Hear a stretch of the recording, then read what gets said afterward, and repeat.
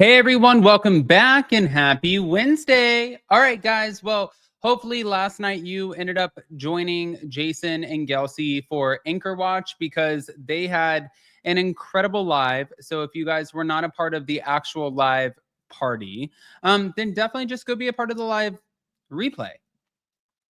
Yeah.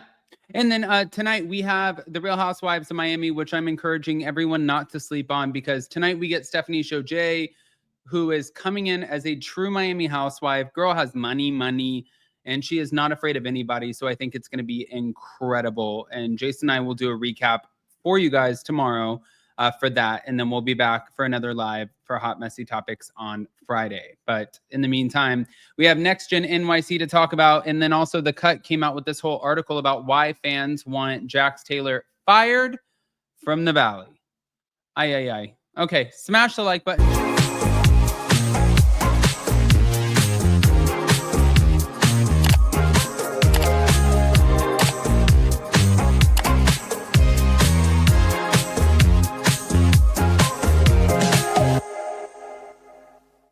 I don't know if you guys watched last night's Next Gen NYC, but we did have a few takeaway moments. I'm not going to lie. I was in our live chat for upandadamlive.com, and the chat was popping, but the chat was more exciting than the actual shows themselves, which I was like, that's not a good thing.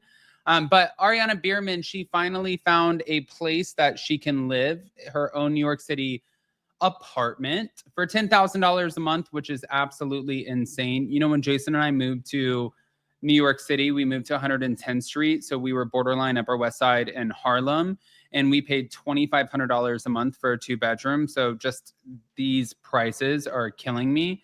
But yeah, as soon as they move in, this woman's like, "Hi, are you moving in?" They're like, "Yeah." She's like, "Okay, well, my bathroom is leaking into your bathroom right now." And they're like, "Oh, wow, fantastic. That's great."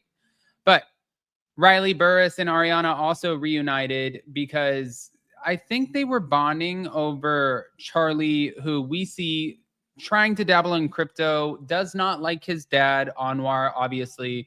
But I think that they're pretty much coming in solidarity, saying, you know, like, if we need to throw a wine glass, that we will, and we are children of housewives. And for Charlie, I do think it's important. You know, you have said multiple things that have hurt Riley's feelings, not understanding that you guys are not from the same walks of life. And I think that that's okay for her to voice those frustrations. But as far as Ava, she also confronted some of her childhood trauma with Charlie. So Charlie is at the center of all of the drama. She's fed up with his insensitivity. I think that she's pretty pissed off at his behavior, and she ended up opening up about his impact on her life. And, you know, the fact that I think he does not have any interest in resolving any of his childhood or family trauma shit. But I think what really pissed them off the most was Charlie's fake apology, especially the fake apology tour. This gives me Kristen Doty, Vanderpump Rules season 7 all over again. But it was these walks where Ava walked with Charlie. Charlie also walked with Riley. He was giving all of the apologies and saying, "Listen, I just want to be friends. I don't want this drama. I want us to get to a better place." And she even called out Charlie on his pattern, saying the cast is starting to realize that your apologies are a little bit performative, and it's seen as part of a cycle that's probably meant to keep the relationships going. But really, if you don't say what you mean and mean what you say, then I think that they're going to eventually start looking at you like, even though that you're 29 going on 30 and they're younger than you, they're probably looking at you like you're a moron and that you can't hold your own because you don't have the ability to actively have a conversation and have conflict resolution. Because if you have conflict and then you resolve it by saying, "I'm sorry, but actually I'm not," then really you don't have resolution at all. It's just essentially conflict at that point. But hold on. That's not it. We're still in the Next Gen NYC era. During Chloe's birthday bash, Charlie, I guess the remarks that he made about Chloe, that ended up reaching Brooks as well. And I think that he was a little bit annoyed. And Brooks is not a confrontational guy. Brooks is more so like, I don't want to have these arguments with people. I don't like fighting with people. I would rather just sit back and have fun. I cave under pressure. And I actually like that he's leaning into that part of himself, because a lot of people would come on reality TV and be like, oh, yeah, you want to go around and find out? Well, you're going to go around and find out. But that's not how he's doing it. He's more so like, listen, I don't want to argue with you. I don't want to fight with you. So, but on the same night, Ava made a little bit of shade towards Ariana Biermann. And I think that Brooks and everybody took this way out of context, but I thought that the comments were innocent. And she just said that she really, when she found out that Ariana Biermann was trying to start a fashion line, she's like, I don't associate Ariana Biermann with fashion. Like, that's just not where I put her. So I think what she was saying was just, this is my opinion, and she's allowed to have that opinion. And when Ariana said, why are you attacking my brand before you know what it is? If I were Ava, I would have been like, you don't have a brand, girl. Like, when you have a brand and you have a mission statement and you can share what the brand is, then we'll talk about the brand, and then I'll let you know whether or not I'm attacking it. But right now, I would look at it like Nene Leakes when she was talking to She by Sheree on Real Housewives of Atlanta. I don't even know if it was season 4, 5, 6, doesn't matter, at the reunion, when she was like, right now I'm not talking about Chateau Sheree, I'm talking about Never Never Land, because right now it's Never Never Land. Now, it came to fruition, which I am hoping for Ariana Biermann, but as of right now, you're fighting over something that is totally non-existent. It doesn't exist. You can't get mad at her for something that does not exist. But moving on, a lot of fans have apparently voiced their opinions when it comes to Jax Taylor and his behavior, because they think that he is becoming more and more uncomfortable to watch. And it was actually The Cut who is now calling his behavior as crossing from entertainment into harmful territory. Yeah. He's known for cheating, aggression, drunken confrontations, belittling Brittany. And I think that what they're starting to notice, especially the fans, is that these patterns date way back to the Vanderpump Rules era, literally back to season 1. This started a long time ago. So during season 2 of The Valley, we know that Brittany opened up about the fact that Jax flipped a coffee table, which ended up resulting in injuring her, hitting her knee, and also frightening their son, Cruz. And she described it as a violent rage, but she, by the way, noted multiple incidences.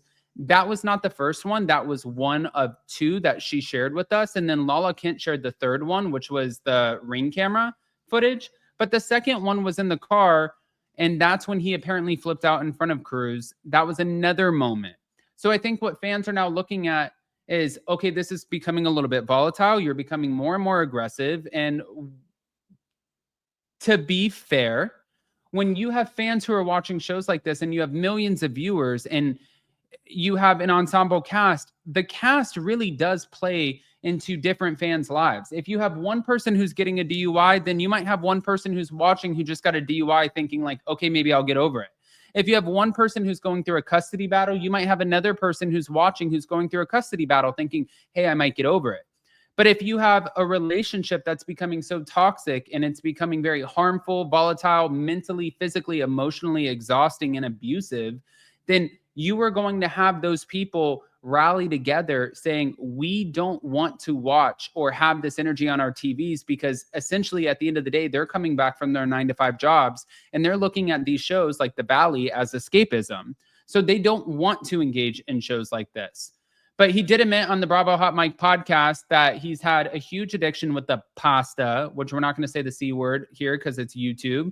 And he also shared that he had was diagnosed with bipolar and PTSD. And Brittany did confirm that, yes, I agree that all of these things are going on with him.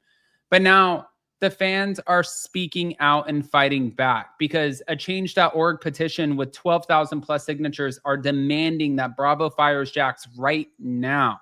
They didn't want his podcast tour. They didn't want him on the show. And they for damn sure do not want him going on to season 3. So we're going to see how this works, because I feel like Alex Baskin, Andy Cohen, everybody has tried to throw this man a bone, trying to make sure that he can keep himself relevant on the show and really dig his way outside of the hole that he has dug himself into.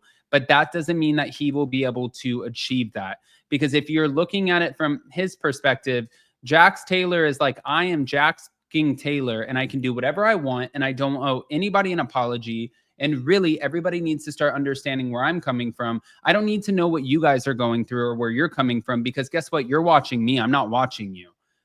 But what that's going to do is just make your life 10 times more miserable, because at the end of the day, just like when Vanderpump Rules got pulled out from under your feet, like the freaking magic carpet, like we're watching Aladdin or some shit, this can happen again. And when it does, and they give that platform to Brittany, and Brittany can pay her bills and you're struggling to pay your rent, you're going to be like, what did I do? Why did I do this to myself? Like, maybe I wasn't the number one guy in the group. Maybe this wasn't my show.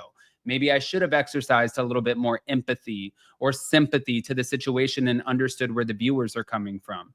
This is all up on, I essentially, it's really on Jax right now. This weight is on Jax's shoulders. So I want to hear what you guys think, guys. Pop off in the comment section, please. Don't forget to hit that notification bell. Not subscribed, get subscribed, and we'll see you so very soon. Bye, guys.